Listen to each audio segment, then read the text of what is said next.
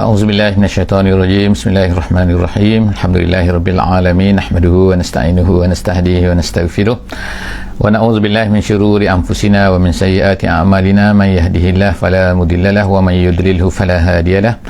Nashhadu an la ilaha illallah wa nashhadu anna Muhammadan abduhu wa rasuluh. Allahumma salli ala sayyidina Muhammad wa ala alihi wa sahbihi ajma'in. Alhamdulillah, bersyukur pada Allah Subhanahu wa taala kita dapat bersama-sama lagi dalam sesi tadabbur harian pada minggu ini, pada kali ini. Alhamdulillah, hari ini kita akan bersama-sama di muka surat yang ke-281 insya-Allah, muka surat 281. Hari ini kita telah berada sebenarnya ialah pada akhir surah An-Nahli, ayat 119 sehingga ayat 128 insya-Allah, ayat 119 sehingga ayat 128. Tapi sebelum kita teruskan, insya-Allah seperti biasa, minta daripada feedback daripada semua yang bersama dengan kita pada kali ini tentang suara dan juga gambar, insya-Allah, sama ada clear tak clear, insya-Allah. Jadi insya-Allah moga-moga kepada semua sahabat-sahabat juga yang bersama-sama dengan kita pada hari ini untuk dapat membuka mushaf, untuk dapat melihat mushaf bersama-sama jika keadaan mengizinkan, kita semua membuat demikian. Kalau kita berada di rumah dalam keadaan insya-Allah sedang menatap telefon, komputer, televisyen ke dan sebagainya, smart TV, insya-Allah boleh buka mushaf untuk sama-sama kita tengok, insya-Allah. Jadi buka insya-Allah muka surat 281 ataupun surah An-Nahli ayat 119 sehingga ayat 128 insya-Allah. Jadi insya-Allah saya akan bacakan insya-Allah daripada permulaan ini. Jadi insya-Allah belum lagi dapat feedback daripada semua, daripada siapa yang sama ada suara ataupun gambar clear ataupun tak clear. Insya-Allah saya akan teruskan insya-Allah. Alhamdulillah, terima kasih. Ayat 119. A'udzubillahi minasyaitonirrajim. Summa inna rabbaka lillazina 'amilus su'a bijahalah summa tabu min ba'di dzalika wa aslahu inna rabbaka min ba'diha laghafurur rahim. Sadaqallahul azim. Ayat 119. Jadi insya-Allah di muka surat yang terakhir ni kita akan tengokkan bahawa, kita ingatkan sekali lagi, surah An-Nahli ini adalah surah mengenai dengan nikmat Allah Subhanahu wa taala.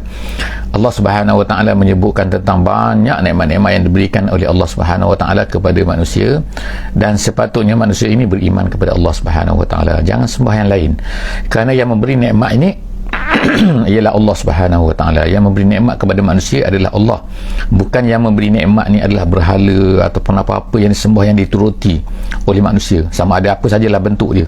Kalau zaman Nabi tu ialah berhala, tapi zaman sekarang ni macam-macam lagi. Bahkan ada manusia ni yang tak langsung percaya kepada Tuhan, komunis dan sebagainya, atheist, free thinker dan sebagainya, sampai tahap macam tu manusia ni kan. Sedangkan yang memberi nikmat kepada mereka ialah Allah Subhanahu wa taala. Jadi Allah Taala menyebutkan perkara-perkara ini dalam surah An-Nahl ini. Jadi kita tengok dalam ayat 119 ini, Allah Subhanahu wa taala betapa Ghafur dan juga betapa Rahimnya Allah Subhanahu wa taala. Sebelum daripada ini kita tengokkan banyak Allah Subhanahu wa taala sebut. Allah Taala sebutkan sifat Allah Ta'ala ni, nama Allah Subhanahu Wa Ta'ala. Allah ni adalah Ghaffar, Allah adalah Ghafur, Allah Ta'ala ni adalah Rahim. Allah Ta'ala, semua tu adalah merupakan nama-nama Allah Subhanahu Wa Ta'ala ataupun sifat-sifat Allah Subhanahu Wa Ta'ala yang menggambarkan Allah Ta'ala nak kita ni tahu Allah ni Ta'ala ni bagaimana, Allah Ta'ala ni bersifat bagaimana dengan kita manusia. Jadi Allah Ta'ala sebutkan dalam ayat 119 yang kita baca pada pagi ni, Allah Subhanahu Wa Ta'ala kata summa inna rabbaka. Allah Ta'ala, kalau kita tengok dalam ayat 119 saja, dia ada 2 kali ulang perkataan ni. Inna rabbaka, sesungguhnya Tuhan kamu itu, lillazina amilus su', bagi orang-orang yang beramal dengan keburukan, beramal dengan satu benda yang buruk, bijahalah, maknanya Allah Subhanahu wa taala tak ambil tindakan. Allah Ta'ala ni bukan zalim. Allah Ta'ala ni akan memberikan kepada seseorang yang beramal dengan amalan yang su' ni, tapi dengan bijahalah. Apa maksud bijahalah? Bijahalah di sini ulama tafsir kata bukanlah maksudnya jahil tak tahu. Kalaulah maknanya Allah Ta'ala hanya akan memberi kemaafan kepada orang yang buat amalan yang jahat, sebab mereka ni tak tahu sahaja. Nescaya ramailah di kalangan kita ni memang.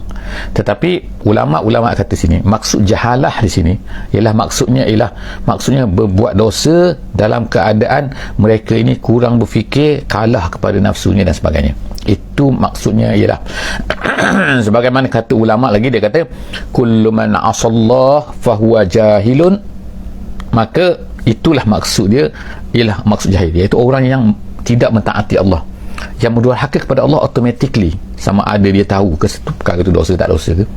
Tapi kadang-kadang kita ni tahu bahawa perkara itu dosa, kita dah tahu, tapi kadang-kadang kita terbuat juga kerana kalah dengan nafsu. Maka itu adalah nama dia bijahalah. Jadi alhamdulillah Allah, ulama-ulama tafsir yang memberi penafsiran kepada kita dengan maksud ini memudahkan kita lah. Kalau kita bukan memudahkan kita nak buat jahat, bukan kita nak mudah buat maksiat. Kalau lah Allah SWT kata hanya orang yang jahil saja yang dimaafkan, maksudnya teruklah kita. Sebab kebanyakan daripada kita ni buat amalan maksiat ini bukan kerana jahil, tapi kerana kalah dengan nafsu. Jadi Allah SWT kata sesiapa yang buat siapa yang buat jahat, amalan yang maksiat, tapi kerana jahalah, summa tabu, tapi syarat dia selepas daripada dia bertaubat balik kepada Allah, min ba'di zalik, selepas daripada itu, wa aslahu tu artinya ialah maknanya dia bukan bertaubat biasa saja, tapi bertaubat dan kemudian dia tu wa aslahu, iaitu berbuat baiklah, maknanya beramal soleh maknanya. Jangan langsung tak beramal soleh, bertaubat saja kemudian tak baiki pun keadaan, tak tinggalkan maksiat tu, tak boleh. Jadi Allah SWT, inna rabbaka min ba'diha laghafurur rahim. Allah Ta'ala kata dia selepas daripada itu, Allah Subhanahu Wa Ta'ala, tengok Allah Ta'ala kata, bukanlah Allah Ta'ala kata Allah Ta'ala akan ampunkan dia, tapi Allah Ta'ala kata min ba'd laghafur. Allah Ta'ala ni sebut tu kan bahawa dia ni ghafur dan juga dia ni rahim. Allah Ta'ala ni ghafur, sangat-sangat mengampunkan. Maknanya Allah bukan tak terima apa-apa yang orang bertaubat kan. Nak cerita ni Allah Ta'ala ni menerima taubat orang-orang yang nak tu. Sebab Allah Ta'ala ghafur dan kemudian Allah Ta'ala tu rahim, sebab dia sayang dia sayang kepada hamba-hambanya. Jadi dia hanya tunggu daripada kita semua supaya bertaubat saja kan. Jadi siapa yang tak nak bertaubat ni, kenapa dahsyat sangat kan. Jadi maknanya sini lah, alhamdulillah kan Allah Ta'ala sebut macam ni. Allah Ta'ala dia insya-Allah kan memberi keinsafan lah kepada kita insya-Allah. Seterusnya kita baca ayat yang ke-120. Allah Subhanahu Wa Ta'ala berkata, inna Ibrahim. Sekarang habis cerita tu, kerana masuk cerita yang baru pula, iaitu cerita tentang Nabi Ibrahim alaihi salam. Nabi Ibrahim Allah Ta'ala sebut sini insya-Allah kan, dalam ayat ni, ayat 120 ni, Allah Ta'ala cerita tentang Nabi Ibrahim. Nak bagi pengajaran kepada kita bagaimana Nabi Ibrahim ni Allah Ta'ala puji dalam Quran ni kan. Dalam ayat ni saja kan, 120, 121 kan, 100 seterusnya kan hingga 122 Allah Ta'ala sebutkan. Ulama-ulama kira sini ada 5 perkara yang Allah Ta'ala puji Nabi Ibrahim. Yang pertama, Allah Ta'ala kata inna Ibrahim kana ummah, dia adalah ummah. Ummah ni dalam Al-Quran dia memberi banyak makna kalau ikutnya kan ikutnya kan. Ummah ini ialah, kalau ikut ada makna, kadang-kadang dalam Quran ni memberi makna din, ad-din, agama, ala ummatin, gitu. Kadang-kadang memberi makna agama, kadang-kadang ummah ni dia memberi makna jamaah, satu kumpulan manusia. Kadang-kadang ummah ni memberi makna zaman, masa, satu masa, kadang-kadang satu tempoh masa yang tertentu. Kadang-kadang ummah ni memberi makna iaitu imam, iaitu qudwah.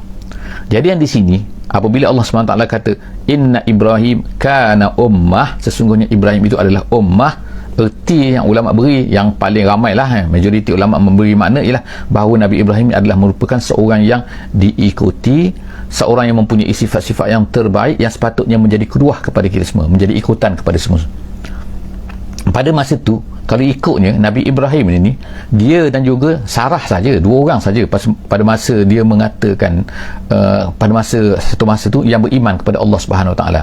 Sehingga pernah dia kata dalam hadis yang diriwayatkan oleh Bukhari, dia kata Nabi Ibrahim pernah berkata kepada Sarah, ya Sarah, dia kata, di atas dunia sekarang ni tak ada orang yang beriman melainkan aku dan engkau sahaja. Makna 2 orang saja. Itu betapa dahsyatnya manusia kan, kufur kan, satu dunia tu kufur di zaman Nabi Ibrahim tu kan, sehingga Nabi Ibrahim berkata begitu kepada Sarah. Jadi walaupun dia berdua saja, tapi Allah Subhanahu Wa Ta'ala menyebutkan bahawa dia adalah ummah. Inna Ibrahim kana ummah, itu yang pertama, sifat yang pertama iaitu ummah qanitan artinya taat kepada Allah Subhanahu wa taala. Kemudian yang ketiga, lillahi, qanitan lillahi, dia taat kepada Allah, hanifan. Yang ketiganya sifat dia adalah hanif. Hanif ni maknanya tidak cenderung kepada, tidak lari kepada ajaran-ajaran yang sesat dan sebagainya kan. Kemudian walam yaku minal musyrikin, Allah Ta'ala kata, dan dia bukanlah orang-orang musyrik. Ini adalah menolak dakwaan yang dikatakan oleh orang Yahudi ke, orang Kristian ke. Orang Yahudi Kristian, dia katakan, kami ni ikut Nabi Ibrahim, kami ikut Nabi Ibrahim kan. Nabi Ibrahim apa? Nabi Ibrahim, Allah Ta'ala kata dia tidak musyrik. Awak ni orang Kristian, orang Yahudi, awak ni syirik.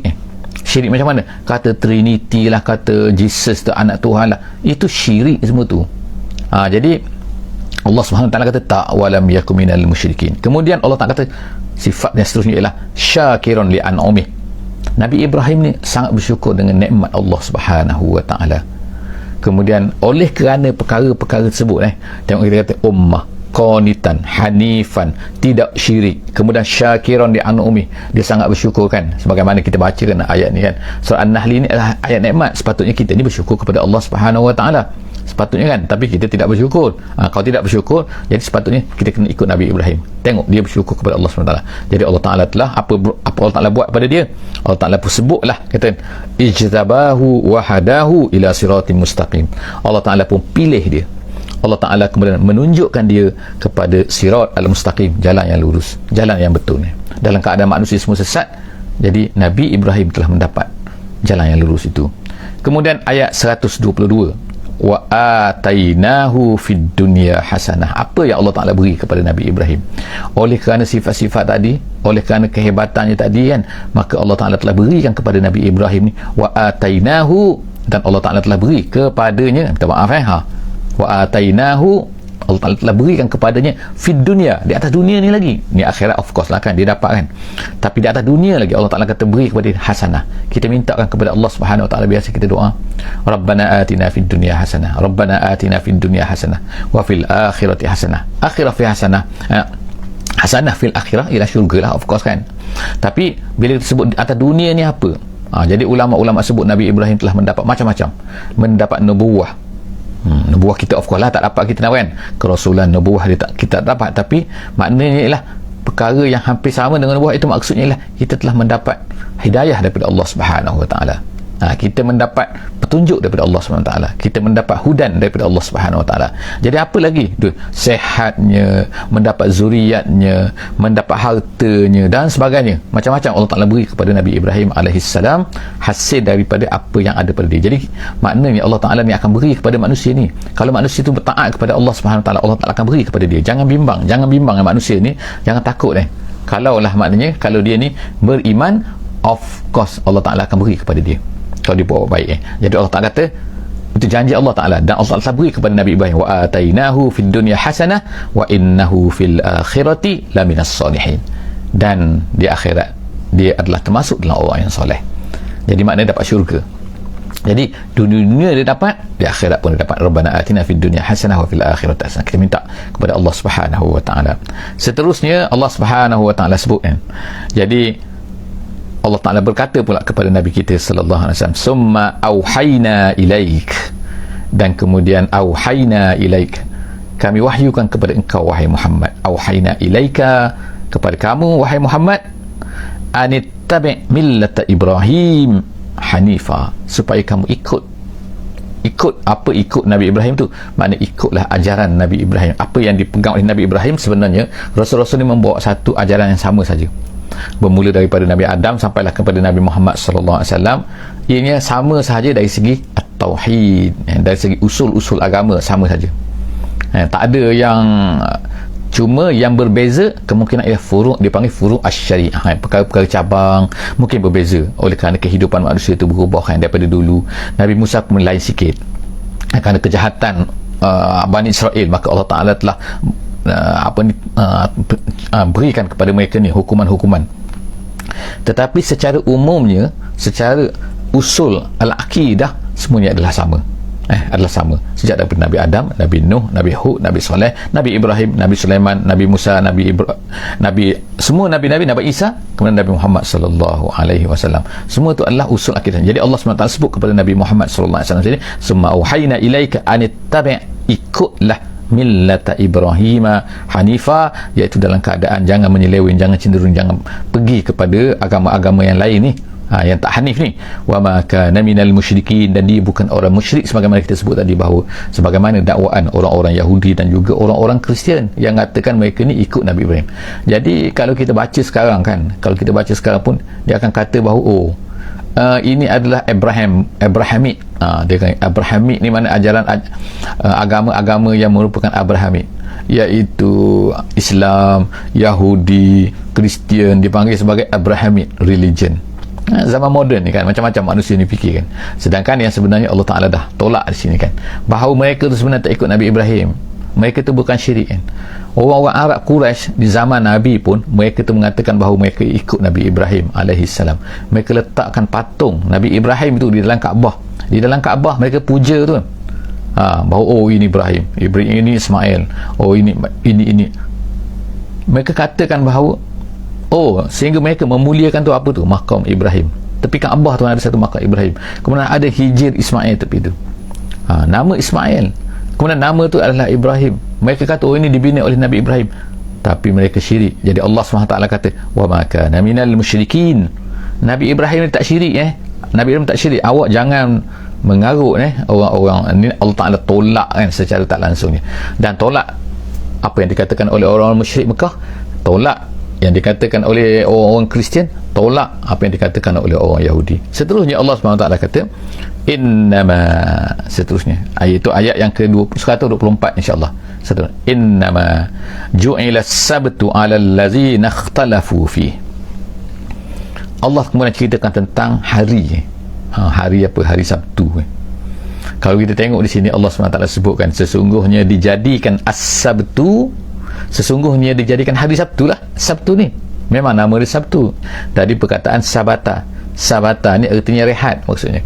Wa ja'alna naumakum subata, Allah Ta'ala sebutkan dalam surah An-Naba kan, dan kami jadikan tidur kamu ni sebagai subat. Subat ni maknanya rehat. Jadi pada sabata, subat, as-sabtu tu harinya. Jadi orang-orang dulu orang-orang apa ni, Allah dalam hadis disebutkan dalam hadis Bukhari, dalam tafsir Ibnu Katsir disebutkan bahawa dijadikan Nabi Ibrahim ni, ringkas cerita Nabi Ibrahim ini telah diberikan oleh Allah Nabi Musa telah diberikan oleh Allah SWT hari Jumaat kepada orang Yahudi ni, supaya mereka ni menjadikan hari Jumaat sebagai hari besar. Tapi mereka tak nak, mereka tak mahu hari Jumaat. Mereka minta bergaduh dengan Nabi Musa begini. Mereka nak selepas tu, mereka nak hari Sabtu. Jadi Allah Ta'ala kata okeylah, ambil, nak hari Sabtu. Tapi dalam keadaan mereka ni menyanggahi apa yang telah ditetapkan oleh Allah Subhanahu Wa Ta'ala kepada mereka. Jadi sebab itulah di sini Allah Ta'ala pun sebutkan innama ju'ila sabtu alal ladzina ikhtalafu fi. Sesungguhnya dijadikan Sabtu itu kepada orang-orang yang ikhtalafu. Ikhtalafu maknanya, kalau ikut makna asal ikhtalafu ni, aku kata macam ni, kau kata macam ni, makna berbeza-beza pendapat, ikhtalafu, berbeza-beza. Tapi maksud di sini ialah ikhtalafu fih, iaitu mereka ni menolak apa yang ditawarkan oleh Nabi Musa kepada mereka. Maknanya menyanggahi, ikhtalafu sini menyanggahi daripada Nabi Musa. Jadi apabila mereka tu macam tu, maka Allah SWT tak pernah nak ambil, nak sangat ambil Sabtu, ambil. Jadi Allah Ta'ala telah berikan hari apa ni, hari Jumaat ini kepada umat Islam, dan kemudian menjadikan hari Ahad itu kepada orang Kristian. Jadi dalam hadis disebutkan kamu datang kemudian, tetapi Allah Ta'ala berikan yang paling awal, iaitu hari Jumaat. Orang Yahudi dapat hari Sabtu, orang Kristian dapat hari Ahad. Itu disebutkan dalam hadis yang diriwayatkan oleh Imam Bukhari. Jadi kita tengok sini Allah SWT kata innama ju'ila sabtu alal ladzina ikhtalafu fihi, iaitu diberikan, dah ambil hari Sabtu ni kepada orang-orang yang nak bergaduh dengan Nabi mereka, ikhtalafu fi. Kemudian wa inna rabbaka la yahkumu bainahum yaumal qiyamati. Ingat, tapi ingat kamu ingat, kamu ni bergaduh dengan Nabi kamu, wahai Bani Israel. Jadi Allah Ta'ala tak sebut sini Bani Israel direct kan, tapi orang Bani Israel faham lah ni, bahawa ini untuk mereka ni. Jadi Allah Ta'ala kata ingat Allah Ta'ala tak akan hukum kamu. di atas apa yang kamu lakukan tu. Kamu bergaduh, kamu mengata macam ni, kamu lawan Rasul kamu dan sebagainya. Wa inna rabbaka, sesungguhnya Tuhan kamu, la yahkum, Allah SWT kata akan menghukumkan bainahum, sama-sama mereka ni yang mereka tolak Nabi dan sebagainya ni, yaumal qiyamah, pada hari kiamat, fima kanu fihi yakhtalifun, pada apa yang mereka lawan Rasul-Rasul mereka tu. Kerana mereka ni bercanggah dengan Rasul mereka, mereka menentang Rasul-Rasul mereka ni. Ingat, Allah Ta'ala akan biarkan mereka ni? Tak. Hari kiamat jaga, Allah Ta'ala akan hukum kamu semua. Seterusnya kita tengok ialah ayat yang ke 125 insyaAllah. 125, sekarang kita sampai kepada ayat tentang dakwah kan. Allah Subhanahu Wa Ta'ala memberitahu kepada Nabi kita sallallahu alaihi wasallam, Nabi Muhammad sallallahu alaihi wasallam. Tetapi ayat ini walaupun disebutkan secara mufrad, iaitu ud'u, serulah, tetapi ulama-ulama memang sepakat mengatakan ini hanya bukan untuk Nabi Muhammad sallallahu alaihi wasallam sahaja, tetapi ini adalah untuk semua sekali.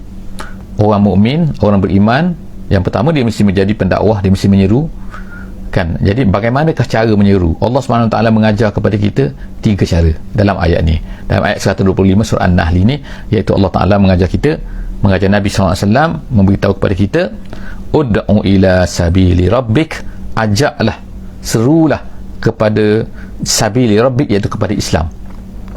Ajaklah kamu kepada Islam. Nombor 1, bil hikmah.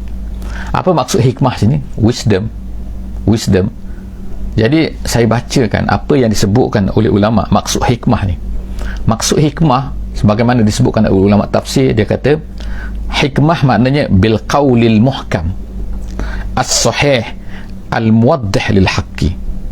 Hendaklah kamu mengajak kepada Islam ini dengan kata-kata yang mantap, yang jelas, yang menjelaskan, yang betul dengan apa yang sepatutnya. Itu maksud, maknanya ialah kamu kena bersedia, maknanya kamu kena ada apa kamu nak ceritakan kepada manusia ni, kamu kena tahu. Sebab itulah orang Islam ni sepatutnya kena tahu, kena belajar dan sebagainya kan, kena tahu, iaitu bagaimana yang betul, bagaimana supaya kamu ni boleh sampaikan kepada manusia itu dengan betul. Jangan nanti kita tak betul, pengetahuan kita tak betul, tapi kita beritahu. Tapi ini bukan bermakna bahawa semua kita ni kena jadi para ulama besar barulah kita ni mesti berdakwah. Tak, kita berdakwah dengan apa yang ada pada kita, tetapi dengan syarat kita ni kena tahu tentang agama kita. Sebab itulah belajar tentang agama kita adalah wajib. Sebab itulah dia kata talabul ilmi faridatun ala kulli muslim wa muslimah. Mempelajari agama tu, talabul ilmi situ yang utama sekali, agama, tentang agama kita, sebab agama lah yang akan bawa kita selamat di akhirat. Jadi sepatutnya semua orang Islam kena belajar agama. Kena agama nombor 1 kan. Yang lain selepas tu barulah kan. Mana ada tahap-tahap yang mana wajib semua orang Islam kena tahu. Sebagai contohnya Quran ni kan, sepatutnya Quran ni kan diturunkan kepada kita, patutnya kita tahu. Jadi seterusnya tak mesti jadi ulama ni cerita lain lagi, ni paling lebih tinggi lagi. Jadi Allah SWT sebut bil hikmah, tu maksud hikmah kan disebut. Kemudian yang kedua, wal mau'izah al hasanah. Mau'izah hasanah, ulama kata ialah berkaitan dengan cara bentuknya, ialah jangan kasar, nasihat, masuk ke hati dan sebagainya kan. Yang tadi tu ialah dengan betul dari segi pemikiran, maknanya dari segi mind tu. Hikmah tu maknanya betul, apa yang kamu nak beritahu biarlah betul. Yang keduanya ialah menggunakan nasihat-nasihat, menggunakan satu perkara-perkara yang boleh membawa masuk kepada dalam hati manusia tu. Bukan hanya sekadar betul, tapi kadang-kadang cara kasar. Jadi tak betul juga. Sebab apa? Tak ada mau'izah hasanah. Jadi perkara tu mesti betul, kemudian dengan cara yang lembut, cara yang baik, cara yang mana boleh menusuk ke hati. Kemudian wajadilhum billati hiya ahsan. Tapi kalau terpaksa kita ni bermujadalah, maknanya berdebat, sebab orang datang kan, dia kata macam ni kepada Islam, so kita kena jawab, tapi dengan cara yang paling baik. Bagaimana cara yang paling baik? Itu adalah depend kan. Jadi kita kata seterusnya ialah billati hiya ahsan, inna rabbaka huwa a'lamu biman dhalla an sabilihi. Tapi setelah daripada kita gunakan semua tu, tiba-tiba ada juga orang sesat, orang tak nak terima juga. Allah Ta'ala kata tak apa. Inna rabbaka, Allah Ta'ala kata sesungguhnya Tuhan kamu ni tahu biman dhalla an sabilihi, tahu siapa yang sesat ni, siapa yang memang tak nak terima ni, Allah Ta'ala tahu, tak apa kan. Kemudian Allah Ta'ala kata wa huwa a'lamu bil muhtadin, dan Allah Ta'ala tahu siapa yang dapat petunjuk. Jadi yang penting Kita ni tanggungjawab kita ialah apa? Semua orang mukmin lah, semua orang mukmin, bukan kita ni maknanya saya orang yang alim, orang apa, tak kan. Semua daripada kita ialah bertanggungjawab untuk menyampaikan kepada manusia setakat yang kita mampu. Kita kena beritahu semua orang. Kalau orang Islam semua bertindak macam tu, bekerja macam tu, menyampaikan agama macam tu, Masya Allah kan, akan masyhur sebagai orang Islam ialah orang yang menyampaikan agama. Ikut sampaikan setakat mana, iaitu cara mengikut apa yang disebutkan dalam ayat tadi, iaitu 125. Seterusnya Allah Ta'ala kata wa in aqabtum, kemudian kalau kamu nak membalas. Ini cerita pasal membalas pula ni. Kata ulama, setengah ulama katakan ayat ini berkaitan dengan Nabi SAW selepas daripada peperangan Uhud. Ini ada satulah penafsiran ulama mengatakan, selepas peperangan Uhud ni, bila Nabi tengok kan Sayyidina Hamzah ni teruk sangat diperlakukan oleh orang kafir ni kan, dirobek-robek, dah mati kan, dah mati kena bunuh dah. Sepatutnya dalam peperangan mati kena bunuh, tapi mereka ni buat dahsyat kan, mereka robek sini, mereka buat maknanya dipanggil lah mentakzibkan mayat tu kan, menyeksa mayat tu kan, sampai teruk sangat, hancur semua kan, belah sini kan dan sebagainya. Jadi sampai Nabi tu kerana marah sangat, sampai dia pernah berkata, dia kata kalau aku nak balas dengan 70, mana macam panas sangat lah kan. Walaupun ada riwayat mengatakan mengatakan bahawa riwayat ini lemah, tapi ada juga riwayat-riwayat yang lain hampir dengan mengatakan bahawa Nabi nak balas dengan yang lebih dahsyat daripada itu. Ada yang kata 70 dan ada yang kata kurang lagi dan sebagainya lah kan. Tetapi ayat ni, hadis ni dikatakan lemah oleh setengah-setengah sahabat kan, setengah-setengah periwayat hadis. Tetapi kita sebutkan ini nak katakan ayat ini, kata ulama tafsir, ialah lebih umum lagi. Umum iaitu apa? Iaitu kalau kamu nak membalas apa-apa, jangan balas lebih. Jadi Allah Taala kata wa in aqabtum fa'aqibu bimithli ma uqibtum bih. Kalau kamu nak membalas, balas dah dengan sekadar-kadarnya apa yang diperlakukan kepada kamu. Jangan balas lebih. Kalau orang buat macam ni, kalau nak balas pun balasin saja. Sebab itulah kalau kita tengok dalam hukuman kisos pun, kisos nama dia, kalau bunuh seorang, maksud setelah nyata bahawa dia memang bunuh kan, maka yang boleh keluarga tu boleh bunuh ialah bunuh seorang satu. Tak boleh bunuh sampai 3 orang, tak boleh bunuh sampai 10 orang, tak boleh kan. Jadi setelah daripada tu, selepas dia, Allah SWT kata wala in sabartum, tapi kalau kamu sabar, lahu khairul lisabirin, itu adalah lebih baik kan, lebih baik kalau kamu sabar mana, tak apa, maafkan dan sebagainya kan. Jadi bila ayat ni turun, diriwayatkan bahawa Nabi kita SAW pun memaafkanlah. Sebab kadang-kadang tu setengah daripada pembunuh tu masuk Islam kan, dalam peperangan Uhud. Kena Khalid bin Al-Walid masuk Islam, Amr ibn As masuk Islam, Ikrimah bin Abi Jahal masuk Islam, Abu Sufyan masuk Islam, dan mereka sangat-sangat baik selepas daripada tu. Seterusnya wasbiru, Allah Ta'ala kata ayat 128 ayat 128 insya-Allah. Allah SWT kata ayat 127 minta maaf ayat 127, kita masih lagi ayat 127. Okey, 127 Allah Ta'ala kata wasbir wama sabruka illa billah, bersabarlah dan tidak adalah kesabaran itu melainkan dengan Allah. Maksudnya ialah dengan taufik daripada Allah Subhanahu Wa Taala. Jadi Allah Ta'ala sebutkan sini kan, bersabarlah wa ma sabruka illa billah, dan sabar kamu itu tidak adalah melainkan dengan taufik daripada Allah. Jadi kita minta kepada Allah SWT berikan kesabaran kepada kita, kerana kita mungkin tak dapat sabar kalau Allah Ta'ala tak berilah kelapangan, kemudahan kepada kita untuk sabar. Seterusnya Allah Ta'ala kata wala tahzan alaihim, dan jangan kamu sedih kepada mereka. Jangan sedih, maknanya jangan sedihlah kalau mereka tak nak beriman. Jangan sedih kan. Wala takufi daikim mimma yamkurun, dan jangan kamu rasa sempit dada terhadap apa mereka plan ni. Yamkurun, mereka orang kafir ni plan macam-macam terhadap Nabi. Mereka nak bunuh Nabi, mereka nak buat ini terhadap Islam, mereka nak buat macam, mereka ni plan. Tapi Allah SWT kata wala takfi daikin, janganlah kamu sempit dada, janganlah kamu kecewa, kamu frust, kamu stres sangat kan, dengan plan-plan mereka tu. Allah Ta'ala bersama lagi. Kita buat apa yang Allah Ta'ala minta daripada kita. Apa yang Allah Ta'ala minta daripada kita? Kita melakukan dakwah, kita mengajak orang kepada Islam, kita plan perancangan yang baik untuk dakwah kita kan. Kalau orang kafir nak buat apa-apa kan, yang kita tak tahu, kita minta pada Allah SWT supaya gagalkan dan sebagainya. Jangan buat kita minta mereka semua dapat hidayah daripada Allah SWT kan. Jadi itulah kan yang sepatutnya. Kita jangan kecewa frust macam ni, macam sehingga kita ni tak buat apa kan. Tak, kita buat apa yang Allah Ta'ala minta daripada kita. Wala takufi daikim mimma yamkurun, apa yang mereka plan tu jangan kamu rasa sempit dada Kemudian Allah Ta'ala kata innallaha ma'al ladzina taqaw, ingat Allah Subhanahu Ta'ala bersama dengan orang-orang yang bertakwa. Allah Ta'ala bersama dengan orang bertakwa, wallazina hum muhsinun, dan orang-orang yang baik. Muhsinun iaitu berbuat baik. Muhsin kalau ikut dalam sebagaimana tafsiran dalam hadis, anta abudallah ka'annaka tarahu fa illam takun tarahu fa innahu yaraka, iaitu ihsan, kamu mengabdikan diri kepada Allah seolah-olah Allah kamu ni melihat Allah. Kalau kamu tak dapat rasai perkara tu, maka rasailah bahawa Allah Ta'ala melihat kamu. Jadi setakat itulah saja kita habis tamat surah An-Nahli, dan kita akan masuk insya-Allah di dalam akan datang, sesi akan datang, iaitu masuk ke mula surah Al-Isra insya-Allah. Surah Al-Isra insya-Allah. Jadi jangan lupa insya-Allah bersama kita setiap hari, insya-Allah setiap hari setiap pagi pukul 6.30 pagi sehingga pukul 6.59, pukul 7 insya-Allah kan. Jangan lupa insya-Allah untuk share, untuk letakkan link kita ni, untuk subscribe tolong subscribe, tekankan subscribe. Moga-moga Allah SWT akan mudahkan kita insya-Allah untuk belajar sedikit satu hari satu muka surat. Bismillahirrahmanirrahim. Wal 'asri innal insana lafi khusr illa allazina amanu wa amilus solihat wa tawasaw bil haqqi wa tawasaw bis sabr. Wassalamualaikum warahmatullahi wabarakatuh.